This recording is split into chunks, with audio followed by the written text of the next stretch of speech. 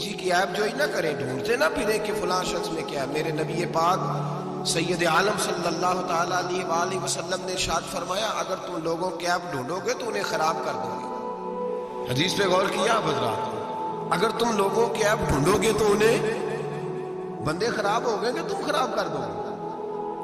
اگر عیب ڈھونڈو گے تو تم انہیں خراب کر دو گے۔ کیا مطلب؟ فرمایا اس لیے کہ تمہاری نظر غلط ہو گئی ہے، اب تم روز نئے سے نئے گناہ کا زاویہ ان کے لیے بناؤ گے، روز نئی سے نئی بری سوچ جنم لے گی تو تم خراب کر رہے ہو اپنے زاویہ نگاہ کے مطابق۔ اس لیے کسی کے عیب تلاش نہ کرو، کسی کے عیب تلاش ڈھونڈتے نہ پھرو، جاسوسی نہ کرو۔ لوگوں کا معمول مشغلہ ہے، خوبیاں بیان ہی نہیں کرتے، خامیاں ہی بیان کرتے، کوتاہیاں ہی بیان کرتے، کمزوریاں ہی بیان کرتے۔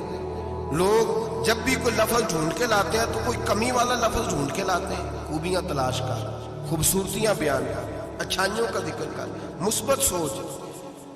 اور نفسیات کے لوگ یہ کہتے ہیں کہ ٹینشن کے مریض اس لیے زیادہ ہیں کہ لوگوں کی سوچ مثبت نہیں، بڑے پریشان ہیں، کہتے ہیں وہ بندہ بھی غلط ہے، وہ بھی غلط ہے، وہ بھی غلط ہے، وہ چور ہے، وہ ڈاکو ہے، وہ فریبی ہے، وہ ظالم ہے، وہ جابر ہے، سارا دن ٹینشن میں رہتے ہیں، تو پھر نفسیات کے مریض ہو جاتے ہیں، بڑی پریشانی۔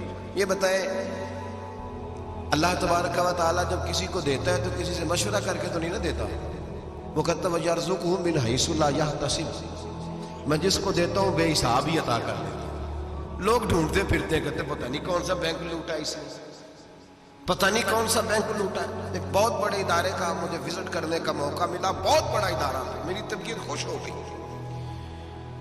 لاوارث یتیم بچوں کے لیے ادارہ بنایا اور جدید دور کے تقاضوں کے میں خوش ہو گیا۔ میں نے کہا کیا بات؟ ایک صاحب میرے کان میں کہنے لگے انہوں نے بڑے پیسے اکٹھے کیے، 3 گنا تو یہ کھا گئے، صرف چوتھا حصہ لگایا۔ تو میں نے کہا آپ نے دیے تھے پیسے جو کھا گئے؟ کہنے لگے نہیں۔ میں نے کہا وہ جس نے دیے ہوں گے آپ کا قریبی رشتہ دار ہوگا؟ نہیں۔ دوست ہوگا؟ نہیں۔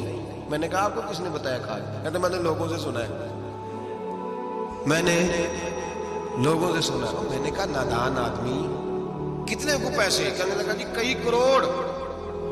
میں نے کہا تیرے میرے پر تو کوئی 5 لاکھ کا اعتبار نہیں کرتا، اس پر کسی نے اعتبار کیا ہے تو اسے لاکھوں دیے نا، تجھے مجھے کیوں نہیں دے دیے؟ اپنی سوچ کو صحیح کر، اپنے افکار کو سیدھا کر، تو یہ دیکھ تو صحیح رب کریم مجھ سے کام کون سا لے رہا ہے۔ میرے نبی پاک علیہ الصلوۃ والسلام نے فرمایا جس کے گھر میں یتیم پلتا ہے اس گھر کے فرشتے دیدار کرنے آتے ہیں، تو دیکھ تو صحیح اللہ کام کون سا لے رہا ہے۔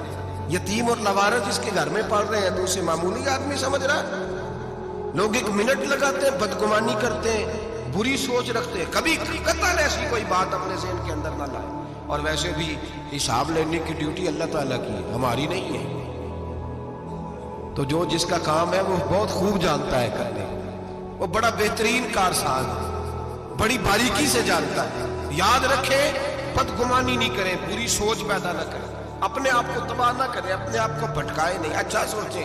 رب کریم جس سے کوئی کام لے رہا ہے بڑا اچھا ہی لے رہا ہے، جس سے اللہ کوئی کام لے رہا ہے وہ بڑا عمدہ لے رہا ہے، بھلا لے رہا ہے، بڑا اچھا لے رہا ہے۔ آپ اللہ تبارک و تعالیٰ کی منشا سمجھیں۔ ہاں میں نے شروع میں عرض کیا اگر کوئی کوتاہی آپ کو حقیقتاً پتہ چلے تو منت کریں، سمجھانے کی کوشش کریں، یا اس شخص تک لے کر جائیں جو اسے سمجھا سکتا ہے۔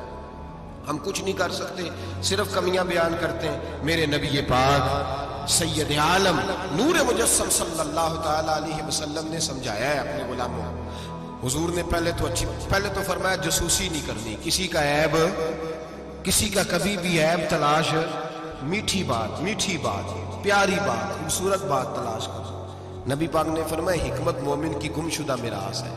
مومن ڈھونڈتا رہتا ہے، جہاں سے خیر ملتی ہے حاصل کر لیتا ہے، جہاں سے اچھائی ملتی ہے اس کو حاصل وہ ڈھونڈتا رہتا ہے۔ اس کے پاس جو زاویہ نگاہ ہے نا وہ بڑا حسین ہے، وہ تلاش کر کے اپنے حصے کی خیر کٹھی کر لیتا ہے، خیر کر لیتا ہے کٹھی، وہ ڈھونڈ لیتا ہے۔ کبھی عیب جوئی نہ کریں اور پھر عیب گوئی نہ کریں، کبھی نہ کریں۔ مثبت چیز سوچیں اللہ مثبت چیزیں عطا کرے گا، اچھائی سوچیں اللہ اچھائی نصیب کرے گا۔ یہاں تو حال ہی ہو گیا ہے کہ لوگ ایک برے آدمی کو دیکھتے ہیں تو سب کے بارے میں برا سوچنے لگ جاتے ہیں۔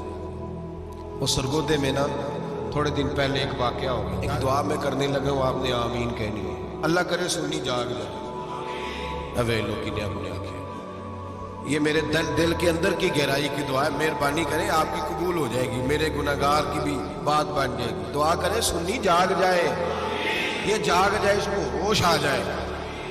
علماء پہلے دن سے شور کر رہے ہیں، اور میں شور نہیں کرتا، میں پنجابی کا لفظ کہتا ہوں، میں تو کلپتا ہوں، صحیح معلوم، شور نہیں، میں تو کلپتا ہوں۔ اس لفظ کے اندر ذرا نا تگڑائی زیادہ پائی جاتی ہے، میں تو کلپتا ہوں، اس کے خدا را معیار بنا۔